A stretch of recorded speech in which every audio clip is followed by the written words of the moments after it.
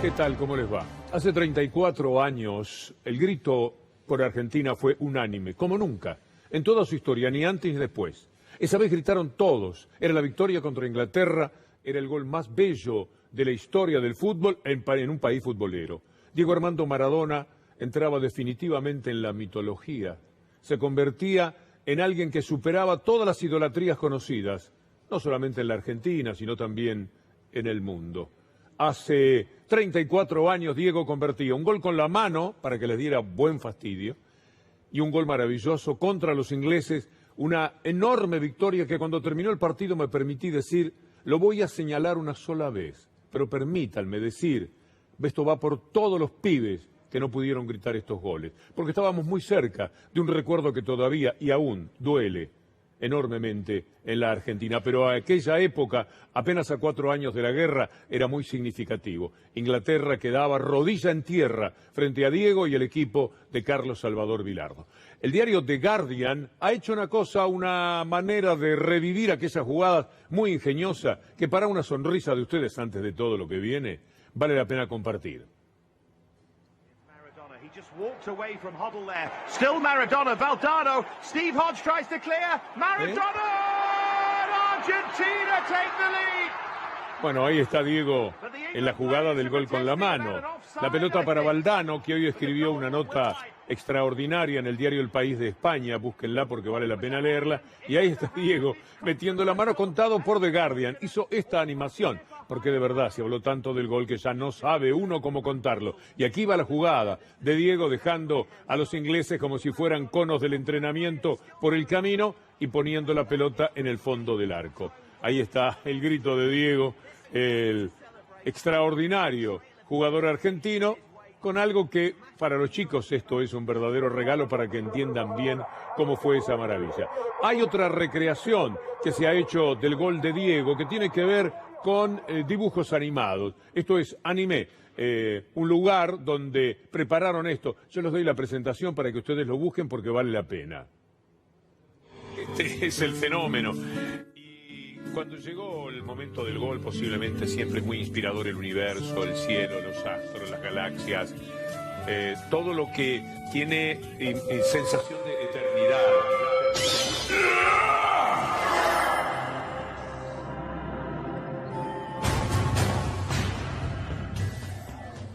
Bueno, pusieron la parte mía, en realidad es una animación fantástica, una pequeña historia muy bien contada con dibujos animados, ese tipo de historieta, creo, de reminiscencias japonesas. Recordemos a Diego en nuestros estudios hace unos pocos años. Nos marcó a todos. Todos, cada uno que saltó la bolilla a Inglaterra, pensamos en los chicos de las Malvinas. Era inevitable, era una mentira. No pasa nada. Es una pelota y 22 que corren para atrás. Las pelotas. No era para nosotros lo mismo que para ellos. Teníamos una idea fija de que ganando le podíamos atenuar el dolor a muchas madres que perdieron hijos en las Malvinas. Gracias a Diego puedo decirles que hoy el mundo volvió a hablar de ese gol. Todos los años es lo mismo. Llamadas de Portugal, de los Estados Unidos, de España, de Colombia. El mundo habla otra vez del gol de Diego Armando Maradona y con la misma admiración. Ahora sí, cumplido este ritual del 22 de junio, vamos a hablar de las cosas que nos pasan, y nos pasa el coronavirus, pero sobre todo nos pasa la defensa férrea de la muerte que hacen medios de comunicación, que a través de voceros completamente enloquecidos, que desvarían cada día, se ponen contra la cuarentena. Escuchemos al doctor Gallán decir que esto se ha ido de madre. Va a hacer falta hacer una restricción fuerte, no nos va a temblar, digamos, el pulso. ¿Por qué? Porque vamos a corregir una situación que se está desmadrando, corregir una situación que se está desmadrando y vamos a coronar de la forma más exitosa posible este esfuerzo que hemos hecho. Es muy posible que haya que tomar algunas medidas. Da pena lo que se está haciendo. Ustedes imaginen, ahora va a venir el número, serán 1.500, ojalá, porque pueden ser 2.000. 1.500 es muchísimo. Quiere decir que con los miles de ayer, de antes de ayer, etcétera, hubo un momento en el que estaban contagiados, dando vueltas por la ciudad, 10.000 personas, para tomar nada más que 5 días. Nosotros salíamos a la calle, los que salieron, y había 10.000 personas. Ponga lo contrario, si no hubiera un solo contagiado, usted no sale y se contagia. No tiene el mínimo riesgo, no tiene con quién contagiarse. Ahora, si miles de personas ya contagiadas se cruzan con usted, sea corriendo, sea comprando, sea en un negocio, donde fuere, usted está corriendo más riesgo porque tienen 10.000 emisores, y estoy hablando solamente de muy pocos días. Por eso es que la situación es muy preocupante. ¿Hasta cuándo van a haber camas disponibles? ¿Hasta cuándo van a estar los respiradores? Tendremos que ser testigos en la Argentina de las desgraciadas circunstancias que tantas veces describimos fuera del país. Esta pregunta me quiero dar de todas maneras una pequeña alegría, compartirla con usted. Ayer fue el Día del Padre y hubo una infectóloga muy conocida, Florencia Kahn, que publicó esta foto y este tuit con su padre. Hace 90 días que no abrazo a mi padre, pero es un orgullo ayudar junto a él en medio de esta pandemia. Es que hay gente maravillosa. Aunque a este hombre el nombre de la verdadera locura, la enajenación, de la que hacen gala los anti-cuarentena, verdaderamente locura política. Ya no solamente que no les importa enfermarse o que se enfermen otros. Es un tema que pasa por la política fuertemente, por el trabajo minuciosamente realizado por los enloquecedores de los medios de comunicación. Mire usted estos cuadros, para que tengamos una idea. Iba a decir que Pedro Kahn fue también muy atacado justamente por eso. Los infectados, todavía estamos bien. La Argentina 42.700. Frente a los números de la propia Argentina estamos mal ya. Pero frente al mundo, mire Chile, Brasil, Estados Unidos, mire el número de personas que han muerto en estos países, para tomar una referencia de los que por algún motivo nos tocan más de cerca. Argentina, en fallecidos, Chile, miente, son como 7.000 y pico. Brasil, 51.000, Estados Unidos 122.000, 5 de cada 100 están muriendo en estos momentos en el mundo. Hay otro cuadro que posiblemente sea muy significativo para compartir con ustedes y se refiere a lo que ocurrió, lo que sucede en Brasil. Pero vayamos por partes, porque el jueves, ¿se acuerda que hubo fútbol en Brasil? Ahora ya no lo van a poder hacer, por lo menos en Río de Janeiro. Esta imagen del Estadio Maracaná contrastaba fuertemente con los hospitales de campaña que se han puesto al lado del estadio. Esta es una metáfora de lo que es la besanía de los brasileños de Bolsonaro. El estadio, el fútbol, porque había que jugarlo, y ahí moría gente, murieron personas esa misma noche. Por eso el sábado salió este decreto. Duró 2 días el fútbol en Brasil. Autoridades de Río de Janeiro suspenden el campeonato carioca. ¿Y por qué? Mire el Maracaná, ya que estamos hablando del Maracaná, el cuadro que le quería mostrar. 14 veces este estadio son los infectados que tenemos en Brasil. Esto no puede aceptarse de ninguna manera. Loco Bolsonaro, loco Trump, mire lo que sucede con los Estados Unidos. Trump empezó con su campaña, ya está bien el maracanazo. Trump empezó con su campaña y fueron unas cuantas personas. No había el entusiasmo de otros momentos. Me parece que están intuyendo que a lo mejor el mundo se saca de encima ese látigo del diablo que significa esta persona aborrecible al frente del país más grande, más importante del mundo. Escúchelo a Trump sin ninguna seriedad mencionar a la pasada en Tulsa el coronavirus. Do testing to that extent. You're going to find more people, you're going to find more cases. So I said to my people, slow the testing down, please. Es un desvarío, es una auténtica locura. De un hombre que tiene otro tipo de locuras que nos tocan un poco más de cerca. Habló de que se va a reunir con Maduro y todo el mundo dijo, mirá qué interesante, le pide una entrevista a Maduro. Ahora aclaró que solo acepta reunirse con Maduro, algo que propuso él, para forzarlo a renunciar. Con tipos así, naturalmente, el mundo está enfermo y no solamente de coronavirus. Pero también hay enfermedad de la avaricia de los que todo lo tienen. Por ejemplo, los bonistas, que luchan con la Argentina en una partida de póker que se hace interminable.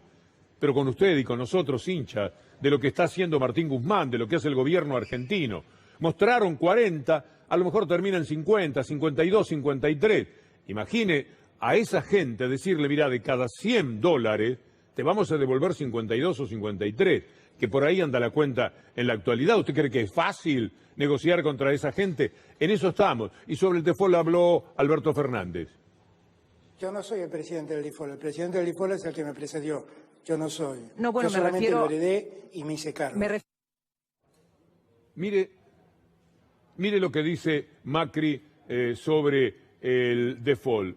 Lo que fue el default. Lo que Alberto Fernández dice allí es que ya estaba en default la Argentina. ¿Quiere corroborarlo? Macri se despide declarando el default de la deuda. Decía, página 12, en agosto del año pasado. No pagó lo que tenía que pagar. Y hay uno más que es internacional para también recurrir a esas voces como las de La Vanguardia, el principal diario de Barcelona y uno de los 2 o 3 más importantes de toda España. Pero la locura lleva a que personas temerarias, besánicas, como Prat Gay, juegue él. ¿Desde qué autoridad? Pregúnteselo.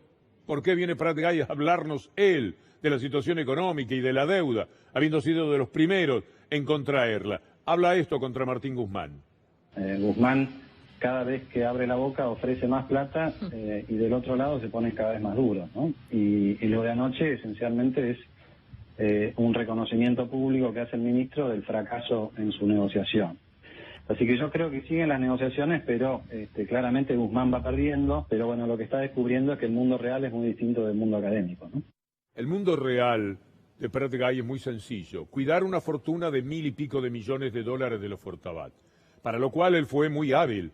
Vino y bajó el peso argentino hasta poner al dólar bien arriba. Entonces la fortuna había crecido en pesos 3, 4 veces, 5 a través del gobierno de Macri. Él es el que entiende, él es el vivo. Guzmán no, Guzmán es un muchacho que se ve que no se corresponde. Entre los libros y la realidad está peleando como un león. Está jugándose por la Argentina, está jugando contra los tipos más terribles del mundo. Los tipos que van al África y le quieren cobrar, y lo cobran, todos los dineros que a ellos se les antoja normalmente robados de los dictadores, que después tienen que pagar las democracias transitorias que vive ese continente. Pero además Prat Gay se animó a hablar de algo que también es un reflejo de lo que sucede en la Argentina, en la lucha del poder político, siempre más débil, contra el poder real. Él representa al poder real, por eso se permite esas onceras y esos disparates. Mire lo que dice de la TAM.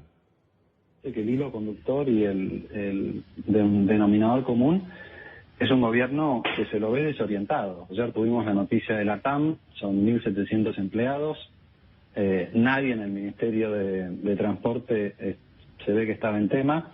Hoy el ministro salió a decir que, bueno, en realidad lo estaban esperando porque venía perdiendo 100 millones de dólares por año. Recordemos que Aerolíneas Argentinas pierde mucho más que eso, ¿no? Y bueno, lo estaban esperando, pero no hicieron nada, ¿no? Es un vocero del poder real. Y el poder real es casi invencible. En el mejor momento del Pepe Mujica en Uruguay quiso poner un impuesto así para los que tienen más de 2.000 hectáreas. Y lo perdió en la Corte Suprema, hizo todas las instancias judiciales, cayó en la Corte, no se puede, no es fácil el poder real. Lo tienen todo, tienen las leyes, tienen los códigos, tienen los jueces, tienen la plata, tienen el poder y tienen los diabólicos medios de comunicación que en la Argentina son la quilla de ese transatlántico enorme al lado del cual viajamos en botes el resto de los ciudadanos. De eso se trata. Por eso Prat Gay, como vocero de ese poder, se anima a decir esto que le voy a sintetizar en la presentación de una película que se llama En Guerra, La Guerra Silenciosa, con Vincent Lindon. Es una película extraordinaria. Mire este pequeño tramo de una lucha a brazo partido de los trabajadores contra una empresa alemana, pero en Francia, tratando de cerrar una fábrica porque se les antojaba.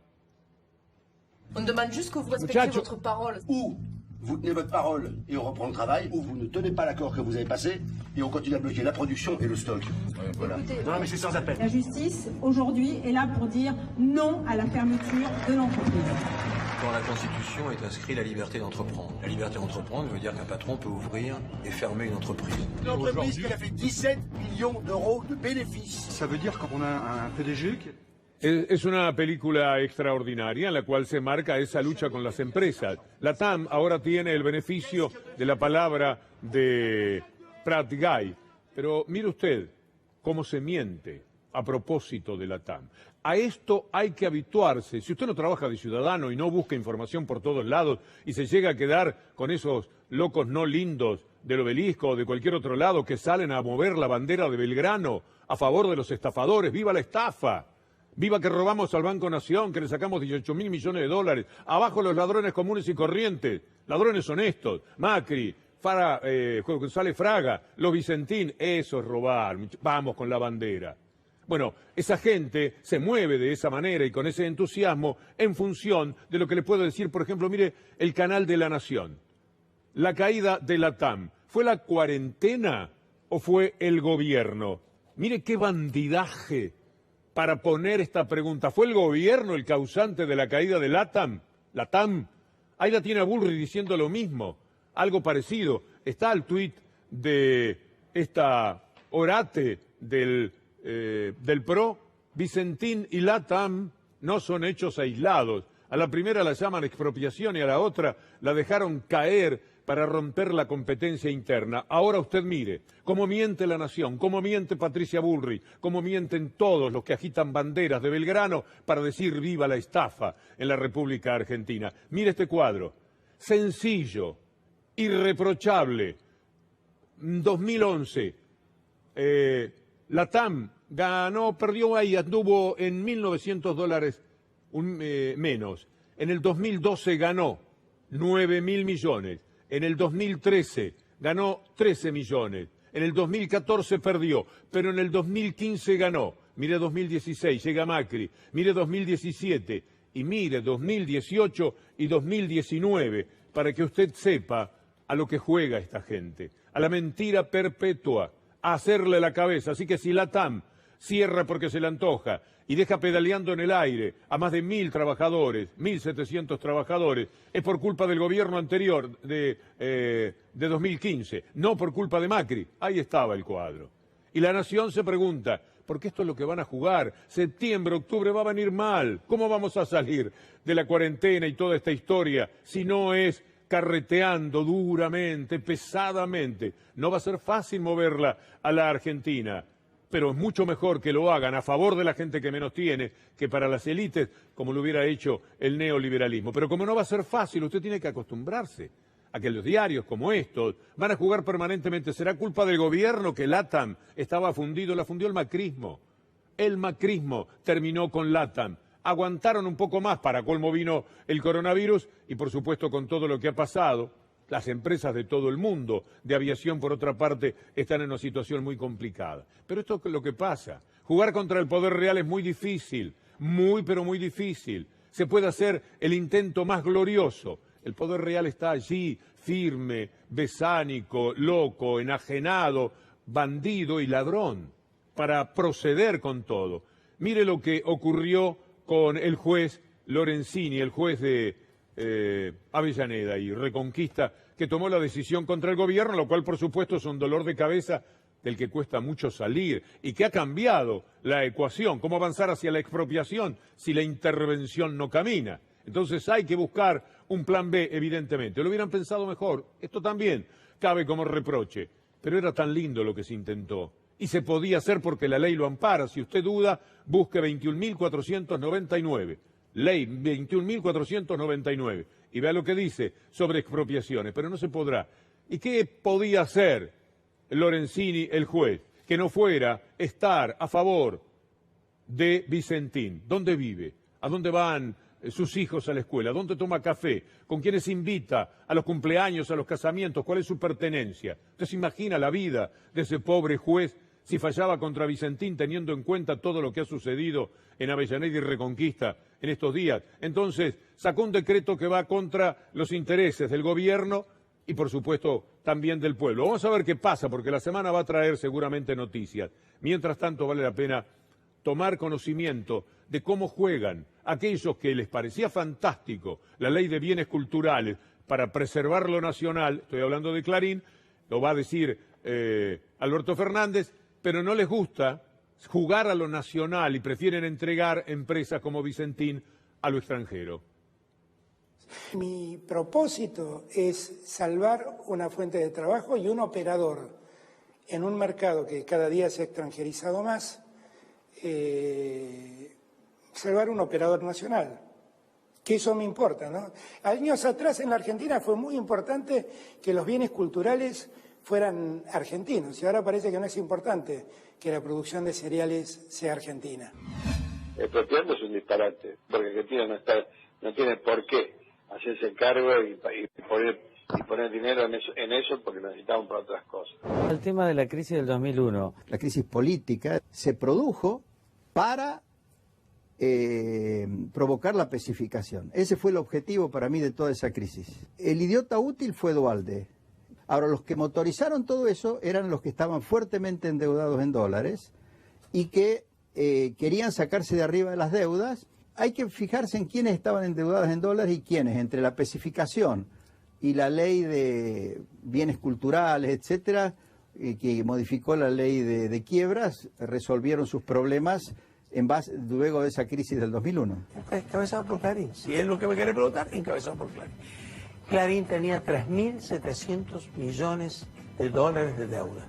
Los que manejan información, los que están muy atentos, conocen esta historia tenebrosa. Pagaron los argentinos la deuda de Clarín y de otras empresas, en nombre de que lo nacional es lo nacional. Pero ahora están completamente en contra, sabiendo que Cargill o alguna otra empresa podrían perfectamente avanzar y quedársela. ¿Qué les importa a ellos? Lo que no quieren es que el Estado sea fuerte porque así lo pueden domesticar, lo pueden doblegar, lo pueden vencer y, si es posible, que es la verdadera intención, tirarlo abajo, que desaparezca.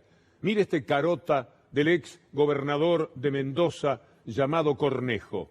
Mire lo que dice sobre la estatización de Vicentín. La estatización de Vicentín viene a generar más relato. ¿Qué decir de un hombre que el año pasado, vayamos al otro, aprobó la expropiación de los penitentes? Él expropió los penitentes, pero es un relato la posible expropiación de Vicentín. Tienen cara dura es lo que tienen, pero tienen mucho poder porque esto, ¿cuántos lo saben? ¿Cuánto le van a decir a usted? Lo escuchó hace un ratito a Dugan y ahora nos permitimos señalarlos nosotros. Y es muy cruel que jueguen con semejante ventaja, tapándole todo lo que ellos hacen. La expropiación de los penitentes estaba fantástica. Movamos la bandera y digamos esa expropiación sí, pero esta otra expropiación de ninguna manera. Usted va a escuchar un testimonio que le va a sorprender. Presidente de la Federación Rural de Córdoba, como para terminar la discusión. Se llama Pedro Salas. Presta atención palabra por palabra a lo que dice este hombre. Tener los privilegios que tuvieron desde el Banco de la Nación durante todos los años del gobierno anterior, muchachos, digamos, ellos mismos fueron a pedir la intervención. Y la empresa, a pesar de haber tenido todos los recursos financieros, porque los tuvo, lo fugó. Pronunciarse a favor de la empresa en este momento, la verdad que no me parece atinado para nada. Hay miles de productores afectados. Es como salir a aplaudir al que estafó a los productores. Bueno, estamos hablando de un hombre que no tiene ninguna simpatía seguramente por el actual gobierno, presidente de la Sociedad Rural Cordobesa, pero sabe cómo son las cosas y los conoce, los Vicentín, lo saben todos los hombres de campo, lo saben todos los empresarios, son grandes sinvergüenzas de toda la vida. Carlos Delfrade, periodista que viene del deporte y nos provoca mucho orgullo en ese sentido y que ahora es diputado provincial, habló 18 minutos inolvidables el otro día en la legislatura. Búsquelo, nosotros le vamos a dar a probar lo que son verdades de a puño, dichas contra ese poder real. Ahora, del 2015 al 2019, 150 millones de dólares más de crédito del Banco Nación, a razón de más de 30 millones de dólares por año. Y en el colmo de los colmos, noviembre del año 2019, 26 créditos del Banco Nación por 86 millones de dólares en el mes de noviembre del 2019, en un mes que todo el mundo sabe que tienen 30 días, con lo cual si le dieron 26 créditos, trabajaron los sábados, los domingos y la madrugada. Corrupción, corrupción del macrismo, que generó la timba financiera necesaria para que la producción del país se fuera al tacho. Corrupción, sí señor, sí que lo era. Permítame un instante más de lo que dijo Carlos del Frade, porque él conoce, es santafesino, está allí, entiende perfectamente de lo que habla. Los Vicentín son harto conocidos. Los propios productores, 2.600 productores, que creyeron en Vicentín, que le entregaron todo lo que tienen para vender. Se lo dejaron a Vicentín y Vicentín le dijo, mañana te llamo. Y nunca más. No le pagaron a quienes son sus amigos, seguramente integran los mismos lugares, porque tampoco son pobretones aquellos a los que dejó pedaleando en el aire. Y a los bancos internacionales, y al Banco Nación, y tienen cosas en Paraguay, cosas en Uruguay, todo para fugar el dinero. Es posible que el día de Belgrano, el día de la bandera, hayan salido un sector interesante en número de la población de la República Argentina, tan solo enloquecidos por la cuestión política, a decir viva la estafa, que esto es lo que dijeron, viva la estafa, viva los ladrones, que esos son los Vicentín. La mayoría de las deudas son presentadas por los propios directores del Grupo Vicentín. Allí está Sergio Nardelli, 15 millones de pesos le pide a su propia empresa. Causa iniciada en la justicia paraguaya, en la justicia penal paraguaya en febrero de este año, por un acreedor extranjeros. Denuncian a Vicentín por lavado de dinero y fuga de capitales de 200 millones de dólares. Ahí empieza a aparecer el destino del dinero de Vicentín. La fugaron, se la llevaron. Y después le dijeron al pueblo, nos vienen a robar Vicentín. Ellos, los propietarios de Vicentín, se robaron la empresa. Son delincuentes. La corrupción privada, que tiene, por supuesto, mucha menos prensa que la corrupción nacional, le ha costado mucho más a la historia política argentina que la supuesta corrupción estatal. Se siente bien uno, ¿no?, cuando escucha verdades y las dice un hombre desde una absoluta credibilidad, que además, quiero decirle, no es del palo del gobierno, aunque en una parte de su alocución dijo, no tengo nada que ver con el peronismo, pero cuando se hacen las cosas bien, hay que apoyarlas. Es decir, esta vez él estaba de ese lado, porque justamente conoce muy bien todo lo que es Vicentín y todos esos negocios. Busque lo que dijo, trabaje de ciudadano, son 18 minutos, va a aprender muchísimo. Permítame recordar que Macri nos ha escuchado, escuchó a todo lo que se le antojó, pero no nos tomó por sorpresa, porque en esto sí, Macri, permítame, esta humorada, nos dijo la verdad. Sé que estás enojado con bronca, pero quiero decirte que siempre traté de escucharte. Te escuché y tenés razón. Y lo que todos queremos es un gobierno, Mirta, que escuche. Suelo hablar poco y escucharlos mucho. Y decirle que los escuché. Escuchamos a los argentinos. Los escuché. Los escuché. Los sentí, los escuché, tomé nota. Sí, los escuchó. Una delincuencia de una verdadera banda que por suerte ya está corriendo de verdad por la justicia. Las pruebas son tremendas. Incluso se supone que Clarín y Nación estarían dispuestos a publicar algo próximamente, porque ya no pueden tapar tanto como lo han hecho. Es una vergüenza histórica. Mire, más vergüenza que Macri son los que lo tapan, los que lo cubren. Le voy a dar una perlita por tiempo, ya volvemos al diario con Pablo Dugan. Pero usted va a escuchar a Carzoglio cuando Macri lo mandaba con espías de la AFI a intimidar para que condenara a Moyano. Va a escuchar a Macri condenando a los Moyanos en una escuela, una de las cosas más bochornosas que uno haya visto. Y lo va a escuchar a Pablo Moyano hoy, cuando salía de ver cómo lo espiaban. Se producen 2 llamados a mi casa donde amenazan de muerte primero a mi señora y después a mis hijos. Y en este particular me quiero referir a la patota del transporte. Es producto de privilegios acumulados en forma ilegal, en forma arbitraria, por el señor Hugo Moyano y Pablo Moyano. Bochorno, asqueroso, repugnante, ¿no?, lo que hizo el gobierno anterior a través del expresidente espía Mauricio Macri, ¿no? Se dedicó a perseguir y a inventar causas precisamente de aquello que nos oponíamos a esa política económica. Escuchas, fotos previas a los actos cuando había reuniones para preparar un acto. Vamos a seguir con este tema, ahora un poco más en el diario y después Gustavo Silvestre, que ha hecho una cobertura inolvidable de este episodio que seguimos como fanáticos cada día porque es una de las maneras muy escasas que tenemos de tomar contacto con la verdad. Bueno, comprueban, dice Gabriel Morini hoy en ámbito.com, que se compraron cámaras y micrófonos para espiar a presos en Ezeiza. No les permitían ni esa última dignidad a quienes eran prisioneros políticos del régimen de las corporaciones a cargo de Macri. Y para terminar, una mención de Maximiliano Rusconi sobre lo que pasa con la justicia, lo que está sucediendo en este tiempo en la Argentina. Ahora, el montaje que han armado en el marco de lo que denominamos con mucha razón desde hace años lawfare, digamos, esta persecución armada con una actividad ilícita de recolección de información por parte del Poder Ejecutivo, con un intento de legitimación de esa información con una red. Vamos a volver al diario. Quiero destacar el trabajo de Anabela Sánchez, de Julián Capazo y de Leandro Gabriele, que nos guía aquí. Si Dios quiere, mañana estamos de vuelta. Muchas gracias.